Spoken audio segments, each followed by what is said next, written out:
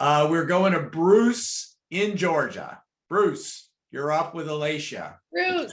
ELATIA, thank you, and Scott for putting this platform on. And I think Randy kind of got to some of it. Maybe there's some other. I'll ask it maybe with a different twist to the question.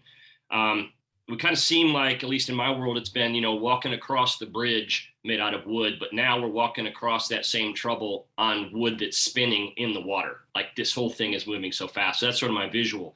What would you, as we think about human beings and being human as we move forward, what would you say some of the key traits are, not necessarily for the young nephews and nieces that are in high school or college, but what about that 25 to 35-year-old who's kind of got an experience of a one tempo and now just seeing, the music just spinning so much faster? What do you think some of the key traits are that they need and we need to teach them to adapt?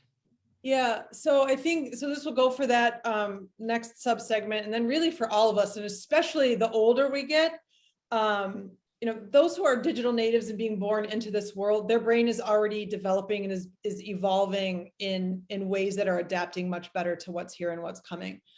But when we look at, first and foremost, the willingness to let go of what was, the willingness to let go of how we thought the world was going to be. And this is what, when I talk about this notion of learning how to name, challenge, and define the assumption, the assumptions that we have about what's happening in the world, how the world is, as a capital IS, isn't. And so if we can be willing to become curious, so that would be the second thing. So, okay, if nothing is as they told us it would be, then what's here? And by the way, the folks who were telling us that it would be this way were doing the best with the information that they had at the time. Little could they have predicted that all of this was going to change. So an absolute curiosity, what's hiding in this for me that wasn't available to me before? And then thirdly, anchor in Carol Dweck's classic mindset. There is no wrong way to go about any of this. Nobody knows what they're doing. Everybody is feeling pretty lost, and that's okay.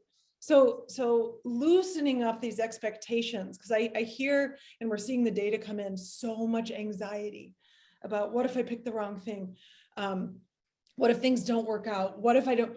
And so loosening the need to be right about anything and learning techniques, which I also teach in the classroom, about how to celebrate what goes wrong. Truly.